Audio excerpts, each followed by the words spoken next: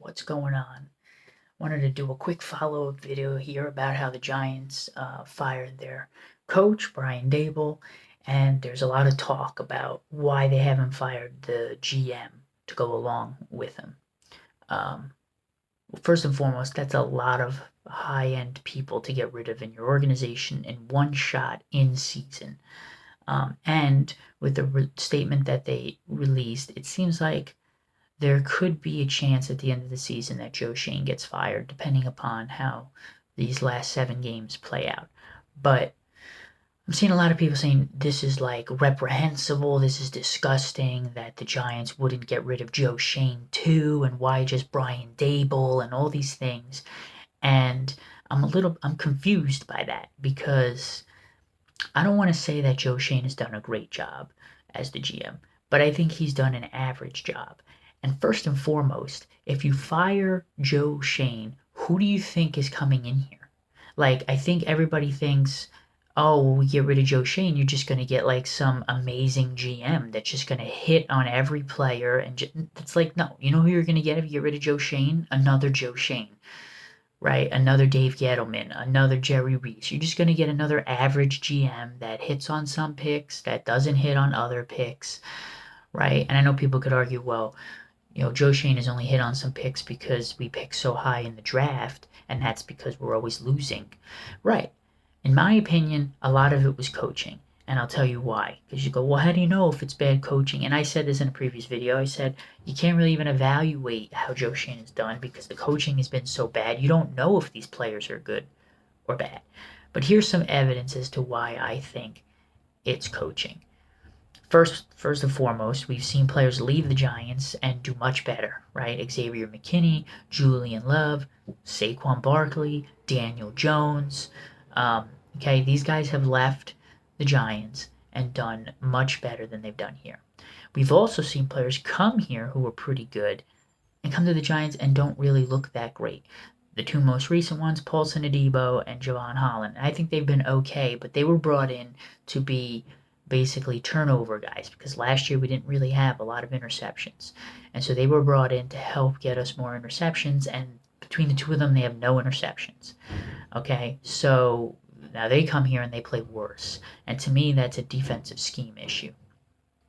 And then lastly is we've had leads in these games, right? We had a lead at the end of the Cowboys game, lost it. We had a commanding lead in the Broncos game, lost it. We had a lead in the Bears game, lost it. Okay, that's coaching just right there, and that's not counting the other coaching issues like the kicker problem and misusing the defensive line at the end of games. Okay, so you add those 3 games as wins. I mean, come on, 2 of them we just had to play for another 30 seconds and we would have won.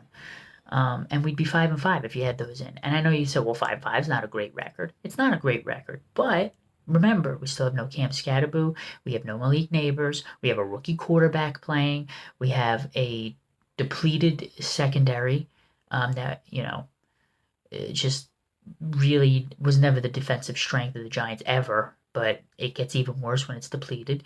So to be 5-5 with that and in second place in the division would be pretty good.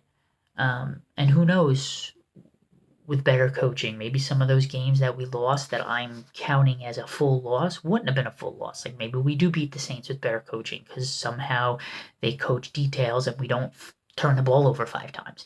Maybe we do beat the Chiefs because we know how to manage a kicker situation instead of rolling the dice with the injured kicker, and we have to change our play calling. So that could be, you could add maybe one more win on top of the 5-5 if you have good coaching, because it'd be a game that maybe we wouldn't lose. So then we'd be 6-4.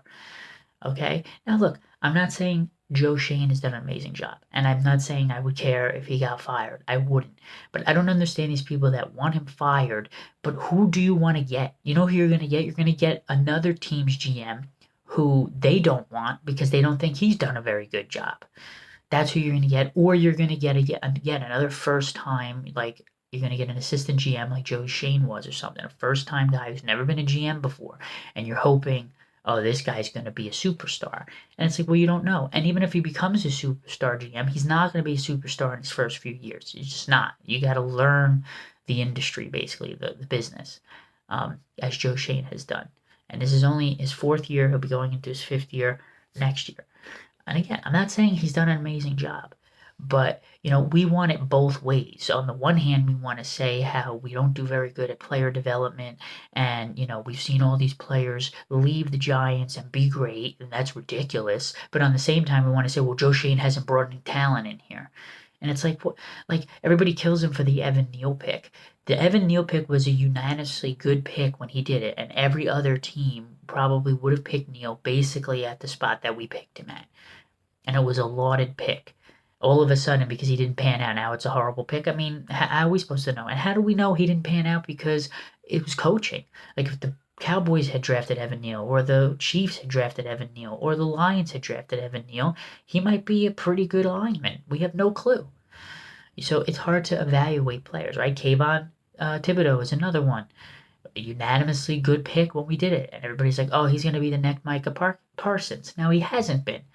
First of all, I think he's been a solid player. Yeah, maybe he doesn't have the sack numbers, and he definitely needs to work on finishing getting sacks. And I don't know what the hell he wears on his arms. It looks ridiculous. So maybe you should take those off. He'll play better. But he's decent in the run.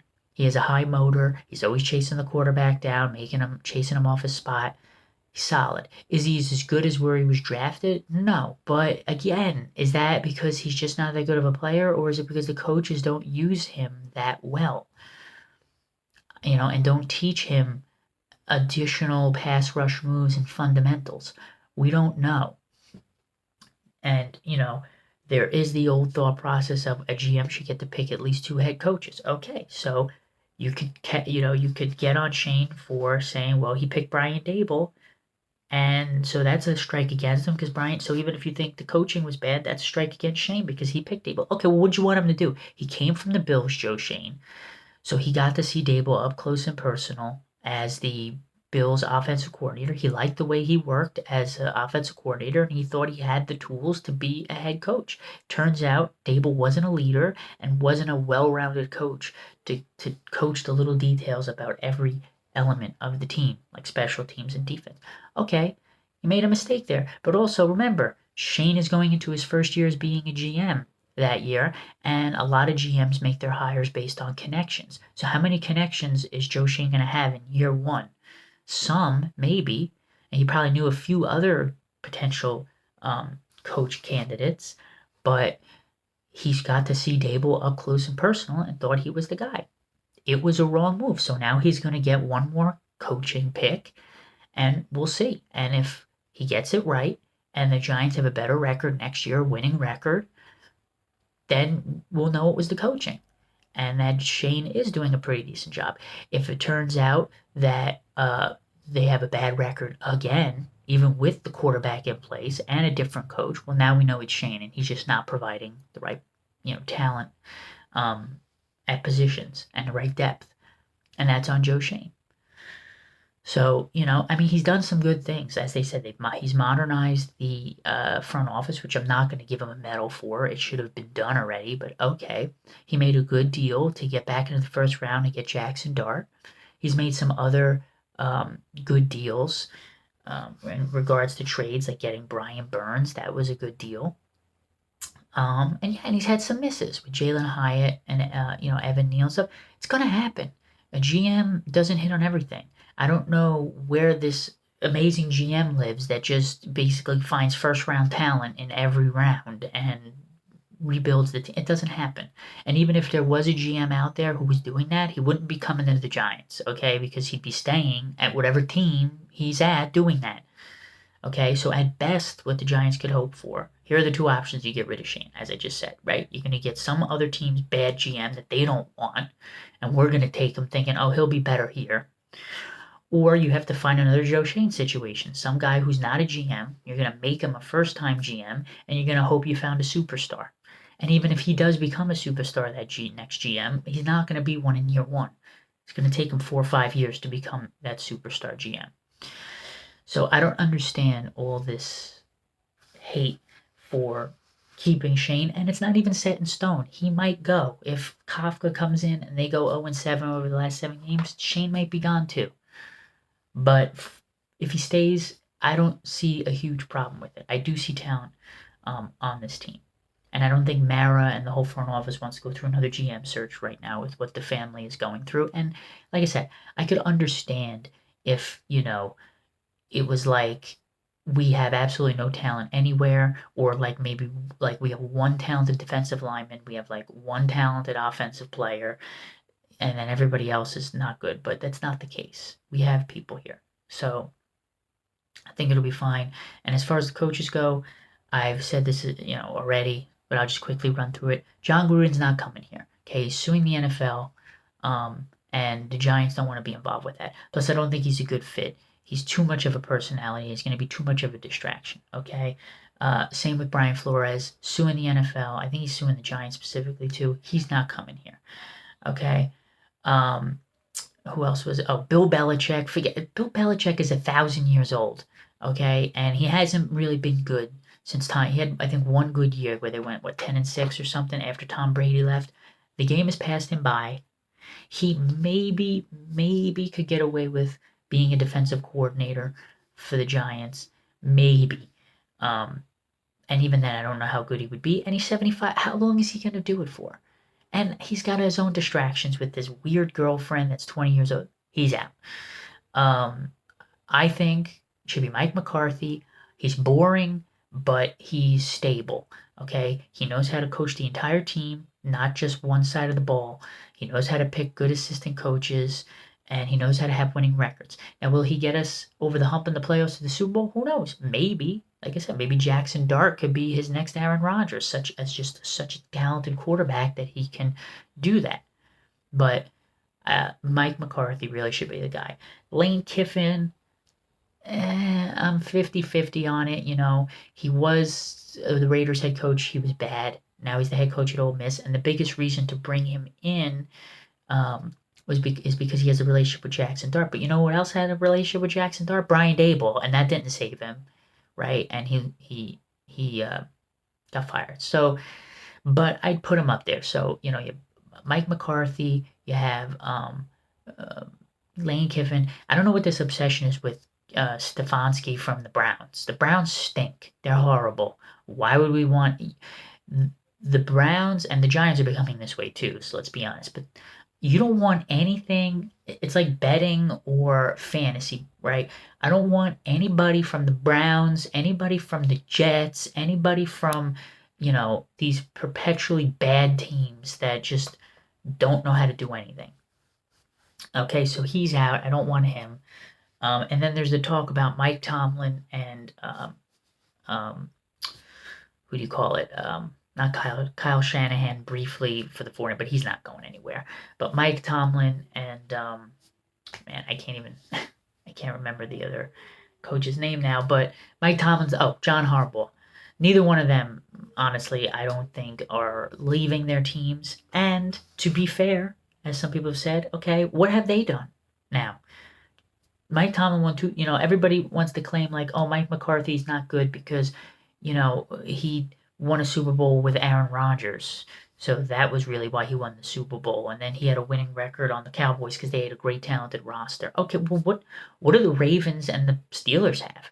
Okay, Mike Tomlin won 2 Super Bowls with Ben Roethlisberger, who everybody considers a great quarterback, and they had a great defense. Okay, same thing with the Ravens.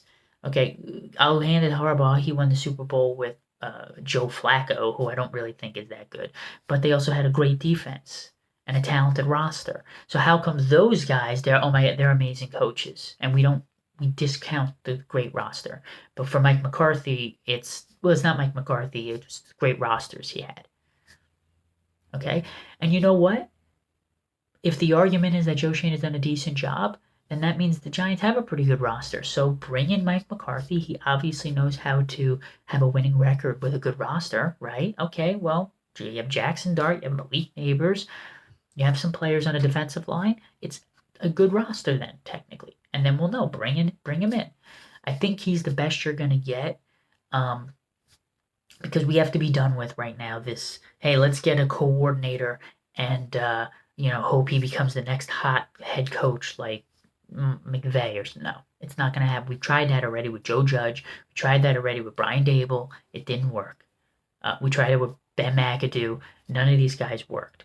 Now you have to get an established winning head coach. And I had heard this on one of the sports radio shows, and I think it's true. You need to think higher than, oh, this guy, look at what he did on as the offensive coordinator for whoever, the Texans, right? Oh, so we should get him because he really knows how to be no. You need a head coach. You need a guy who can be a leader, who can control the whole team, who can set the tone, who can set the culture. That's more important than, oh, he's got a great offensive prowess or, oh, he's got a great defensive prowess. Because when you're the head coach, that stuff doesn't matter. You're going to hire coordinators to do that. And yes, you're, as the head coach, going to kind of set the philosophy like, hey, we want to be aggressive on defense and we want to facilitate turnovers. On offense, we want to be a big play offense and blah, blah, blah. You'll set that as the head coach, but then the coordinators will go and put the plans together and then run it by you and you go over it. Okay? But as the head coach, you don't need to have that prowess. Okay? John Harbaugh was a special teams coach. Now, look, I get it.